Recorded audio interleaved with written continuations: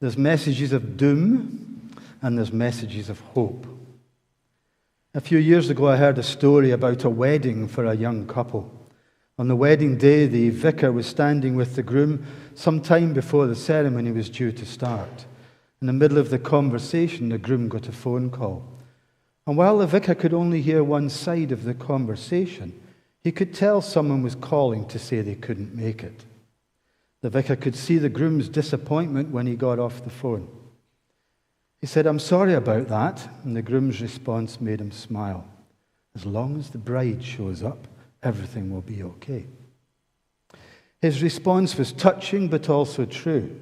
You don't have a marriage without a ceremony, and you don't have a ceremony without a bride.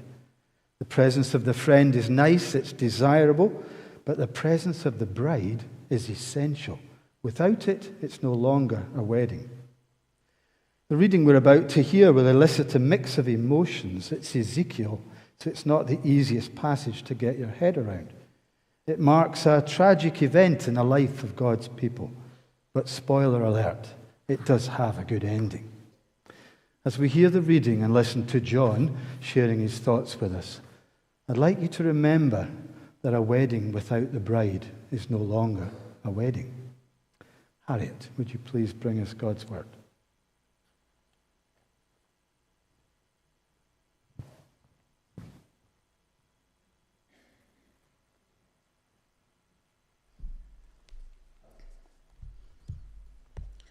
The reading is taken from Ezekiel chapter 10, verses 9 to 20, then chapter 11, verses 14 to 22. As for their appearance, the four of them looked alike. Each was like a wheel intersecting a wheel. As they moved, they would go in any one of the four directions the cherubim faced. The wheels did not turn about as the cherubim went. The cherubim went in whatever direction the head faced, without turning as they went. Their entire bodies, including their backs, their hands, and their wings, were completely full of eyes, as were their four wheels. I heard the wheels being called the whirling wheels. Each of the cherubim had 4 faces. One face was that of a cherub, the second the face of a man, the third the face of a lion, and the fourth the face of an eagle. Then the cherubim rose upwards. These were living creatures I had seen by the Kibar River. When a cherubim moved, the wheels beside them moved, and when the cherubim spread their wings to rise from the ground, the wheels did not leave their side. When the cherubim stood still, they also stood still, and when the cherubim rose, they rose with them, because the spirit of the living creatures was in them. Then the glory of the Lord departed from over the threshold of the temple and stopped above the cherubim. While I watched, the cherubim spread their wings and rose from the ground, and as they went, the wheels went with them. They stopped at the entrance to the east gate of the Lord's house, and the glory of God of Israel was above them. These were the living creatures I had seen beneath the God of Israel by the Kibar River, and I realized that they were the cherubim. And then the next one is chapter 11, verses 14 to 22. The word of the Lord came to me. Son of man, your brothers who are your blood relatives, and the whole house of Israel, are those of whom the people of Jerusalem have said, "They are far away from the Lord. This land was given to us as our possession." Therefore say, "This is what the sovereign Lord says. Although I sent them far away among the nations and scattered them among the countries, yet for a little while I have been a sanctuary for them in the countries where they have gone. Therefore say, this is what the sovereign Lord says. I will gather you from the nations and bring you back from the countries where you have been scattered, and I will give you back the land of Israel again. They will return to it and remove all its vile images and detestable idols. I will give them an undivided heart and put a new spirit in them. I will remove from them their heart of stone and give them a heart of flesh. Then they will follow my decrees and be careful to keep my laws. They will be my people, and I will be their God. But as for those whose hearts are devoted to their vile images and detestable idols, I will bring down on their own heads what they have done, declares the sovereign Lord. Then the cherubim with the wheels beside them spread their wings, and the glory of the God of Israel was above them. This is the word of the Lord.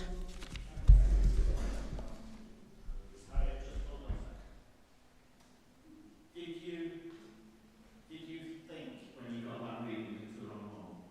Did you go and check that surely Alan hasn't given us that reading? I didn't know you did the talk. I know Andrew very well. I read it and I thought to myself, I feel sorry for Andrew doing the talk. Thank you, Harriet. Well, I thought Alan has totally got it wrong.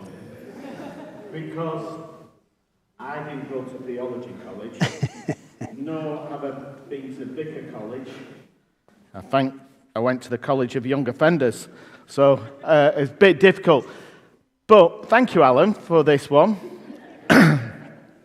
Last time I came here, if you recall, I prepared the wrong chapter. I wish I'd prepared the wrong book. I have sweated over this one, and I'm just going to get some props in place for later. But yeah, not an easy one. But as all good teachers start, we will look at what this passage and we'll break it down. The title was God Pursues the Exiles. God pursues the exiles. And my strapline to that, He doesn't give up. He doesn't give up on us where we are. That way, got a click. Gone too far. There we are. So, the aim of supposed today is to unpack chapter 10 and chapter 11. I might unpack chapter 11 a bit more than chapter 10, and I might part quite a lot of stuff. But basically, it's really important to understand the history of it and understand the journey of God's people being taken away, which is chapter 10, and being taken from Jerusalem where they were. And then it's the second journey of God's promise to them that I will return. I will bring you back, and I am going to look after you. So we've got the two sides of the story there. Ezekiel is an amazing book. I have tried to read it as part of this to understand. I got so far, and I'll come back to it another day. But if you feel that you are in those exile places, if you feel that you've gone so far away from God, if you feel that, God's just not with us at the moment and I'm lost to find out where that connection is, then tonight's service is just about that for us. So let's just pray. Lord, we pray that our ears would be open to your word tonight, that you would guide us in the understanding as we unpack your message for your people then and how it relates for us today. Amen. So, a warning for you, and I'm just going to put my Bible down there. First of all, there is a warning about Ezekiel. It is a disturbing read. Does get even more disturbing. There could have been worse passages he could have given me. Thank you, Alan. I won't do that one. But the question is, have you ever felt as though you turned away from God? Well, that is today's message. And to understand that, we have to go back in history. And following your example from last week, we're going to go on a journey of what the history is. Because it is really important to understand what was happening at the time that this was written. Instability in the Middle East. Instability in the Middle East. Those nations that had once been powerful and great were dropping off. Egypt. Remember, the children of Israel had been in exile in Egypt. Assyria. The Assyrians had captured the children of Israel in 722, and they were also in exile there. And now we got the fear of the Babylonians, who were the new kids on the block. And much of all of this that was happening in the Middle East at the time was all around political instability. And in the middle of that, we have the tribe of Judah, who lived and grew around the city of Jerusalem. And we have there the temple, the great temple that King Solomon had built there, right in the middle. And that was the center of the life of those people, the tribe of Judah, the children of Israel. The temple was the key place. The problem was that they kind of lost that. And the kings of the time, I'm not great on reading out words. So if somebody knows this king, Joachim, is that right? Thank you. Sounds good. Thank you, Keith. Right. Yeah, I think it's that one. Anyway, because there was a lot of those very similar names all around that time. But they'd all been bad. And they'd all started to take the gold out of the temple and started to sell it because they needed a little bit of extra cash and started to give, we'll just give you this nice plate away there. You can have that one. And they'd just started to destroy it. And if you remember last time I came, I preached on the Athenians. And the Athenians had idols everywhere all over Athens. And that's what was happening in Jerusalem at this time. And the children of Israel started to say, well, God, you're not quite there all the time, so we'll build this one, we'll have this one, we'll have this extra one.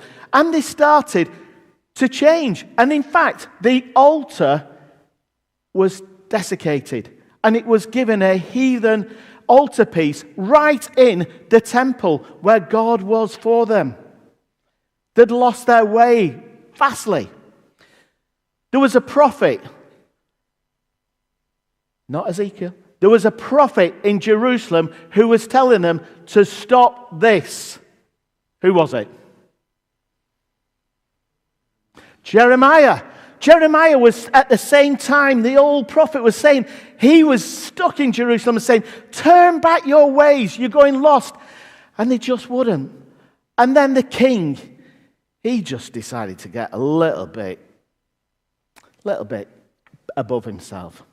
And he says, you know what, you Babylonians and you lot over there, I'm the king of here. I'm the king of Jerusalem. And he put up a, God, we don't need you. And what happened? God said, Nebuchadnezzar, you can come into Jerusalem. You can destroy it.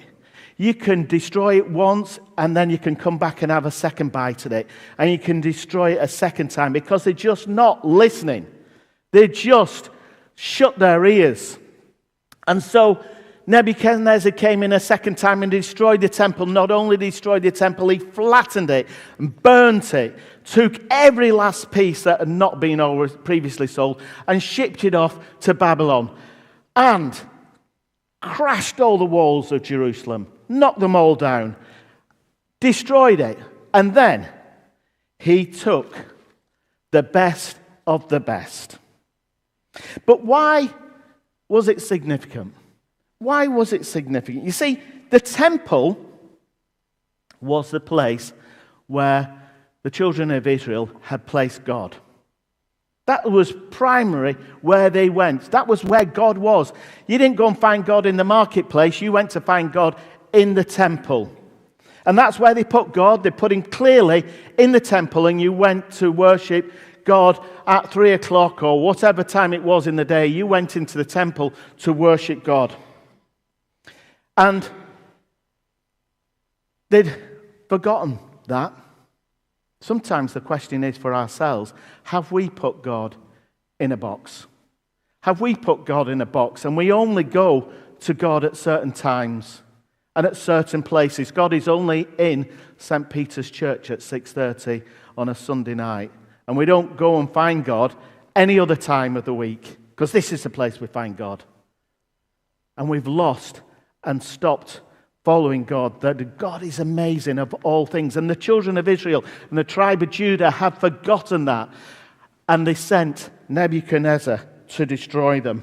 And we read, and it's interesting trying to pick up all of this, because this story is in Kings, this story is in Chronicles, this story is in Ezekiel. It appears all over this same story. But in Kings we see that as the Lord declared, Nebuchadnezzar removed the treasures from the temple of the Lord and from the royal palace and cut the gold articles that Solomon the king of Israel had made for the temple.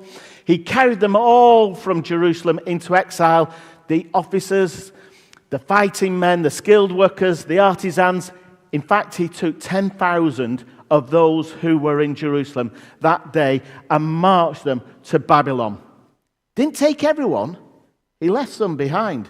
He left them behind, the ones who were particularly just worthless to him. They weren't of any value. He took them. The ones who just had given up and were really not the people that were going to be of use for him. And Babylon. Babylon, wow. What a city was Babylon. Babylon was, as I said earlier, was the new kid on the block. We'd had Egypt, and we had the Assyrians, and we'd had the others around at that time, but now it was the time of the Babylonians and the king. If you go to the British Museum, you will see so much of Babylon, and the friezes there, and the stories that are told in the Bible are in the British Museum. And you can see and imagine what it's like. And those children of Israel, those tribe of Judah, they end up in Babylon. Wow. And you go through the doors of this city, and it's just a buzz of noise. And it isn't Israel. It isn't Jerusalem. It is a multicultural place of political parties all talking and discussing. It was a place of many different gods. Lots of gods and idols everywhere to be worshipped. And in the middle of it, already in Babylon, from the first exile, was a young man called Ezekiel. And God had got Ezekiel placed there already. And as the tribe of Judah came, and they realized they'd gone a long way, we read that they cried out. And in Psalms you can hear that reading. By the rivers of Babylon we wept when we remembered Zion, when we remembered Jerusalem, when we remembered our homeland. Will we ever get back there? I know you're all humming that song in your heads. You just want to sing it, don't you, Alan? You can see you. But that's what it is. That is the reference point for that song, was those children of Israel who've been taken to Babylon, into this land that they didn't know. And in the middle of it, there was a long way from Jerusalem. And this young 23-year-old priest of the name of Ezekiel appears. He's already there. He's younger than Jeremiah, as we said. He was the older prophet. But out of this wreckage, this chaos, this rebellious children of Israel, this rebellious tribe who just chucked God away, we see that God has selected this young prophet.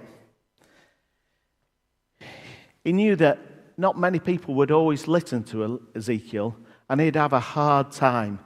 He'd be banging his head against the wall because people would just not listen to his message.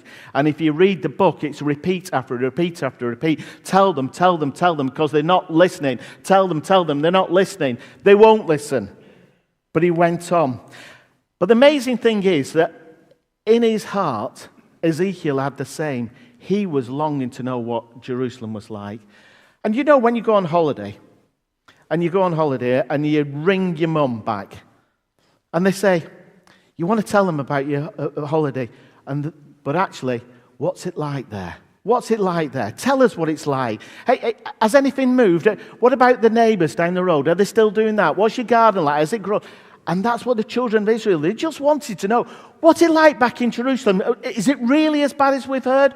You've all come in, tell us the stories. And so Ezekiel becomes that storyteller. He becomes the storyteller who's going to give us everything. And he's an amazing guy with all what's going on. He ends up there. And he's kind of a street prophet. He's a prophet that you don't see a lot because he had lots of gifts to him. Gifts of wisdom and visions. Gifts of drama, of theatre, of storytelling.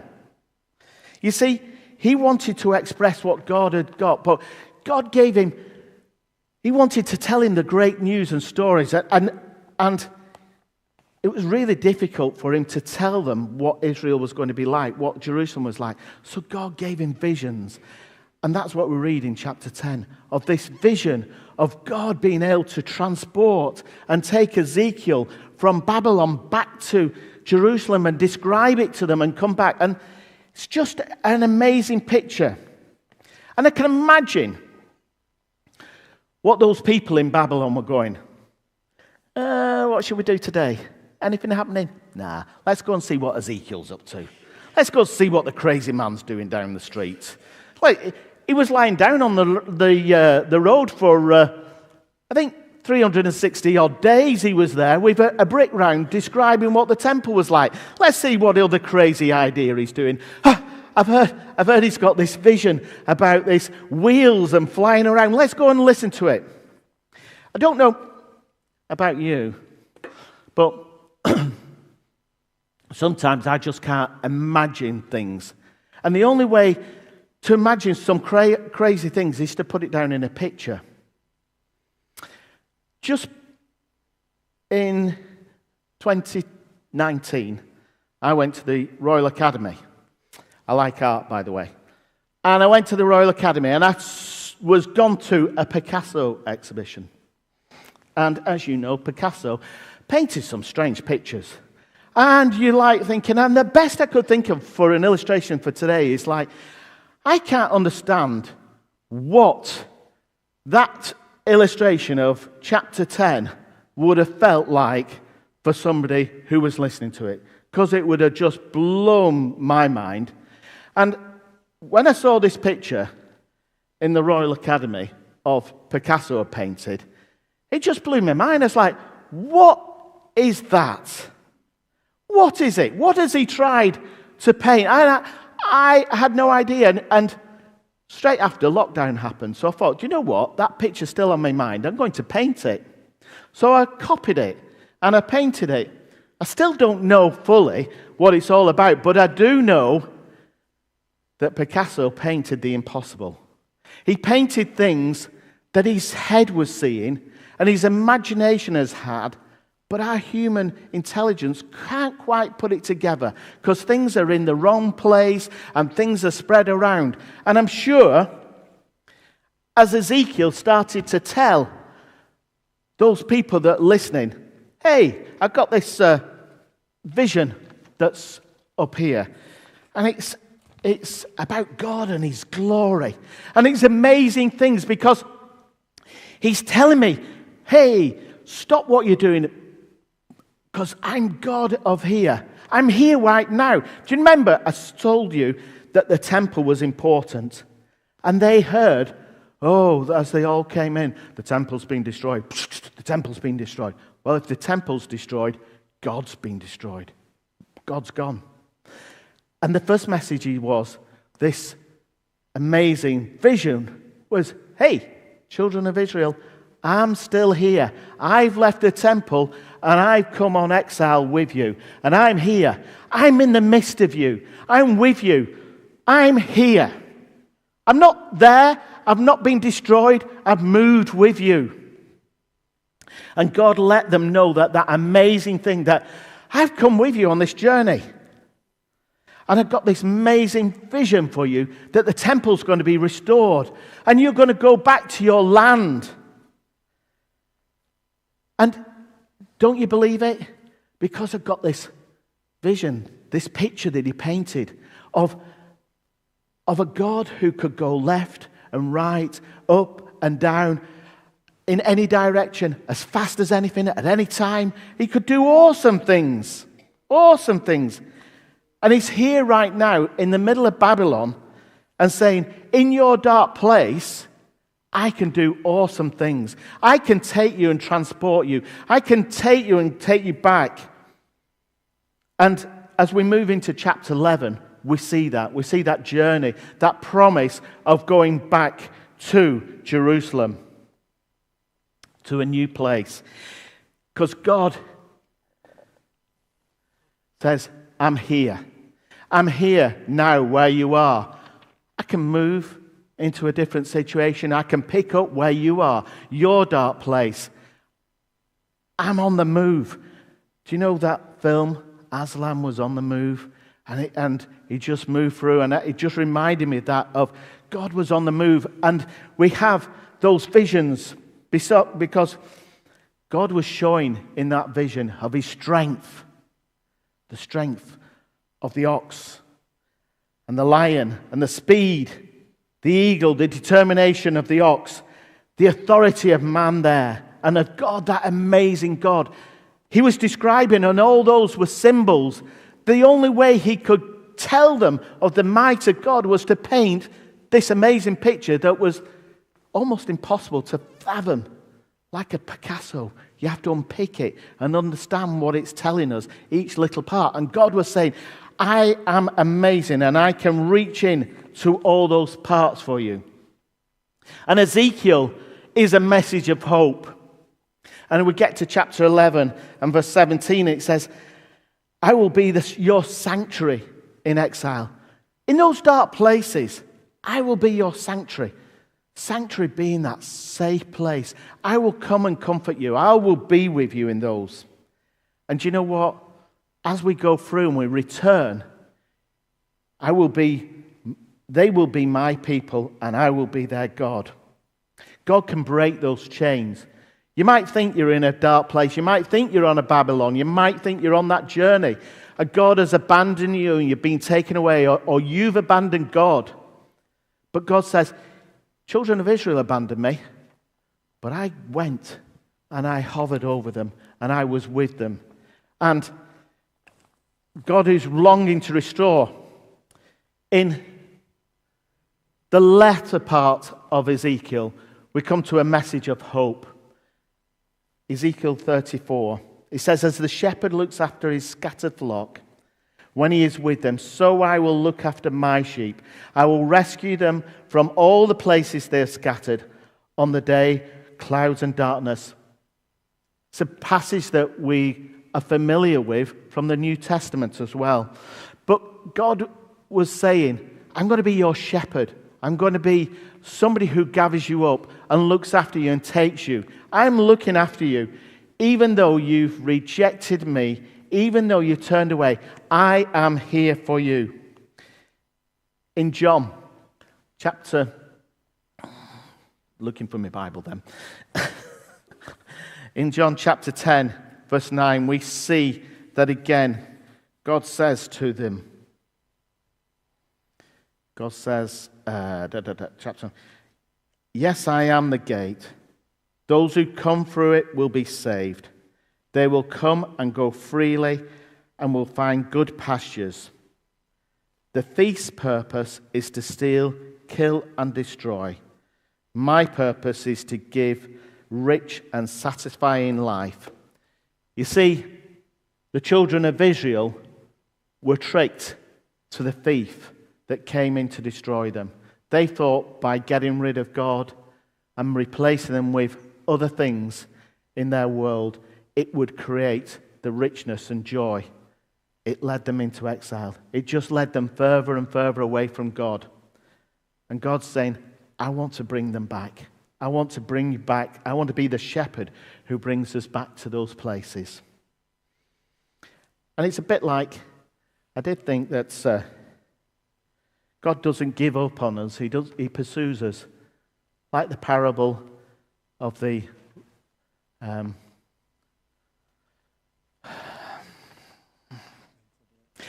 yeah, it's an age thing. The lost son and the prodigal son. Thank you. And returning. God's just there longing for us to come back. And Jesus says, I'm the shepherd and come back to me. In God, all things are possible. All things are possible in God. And those impossible images that we have, and we can't fathom it out, we can't understand, but in God, all things are possible. Thank you.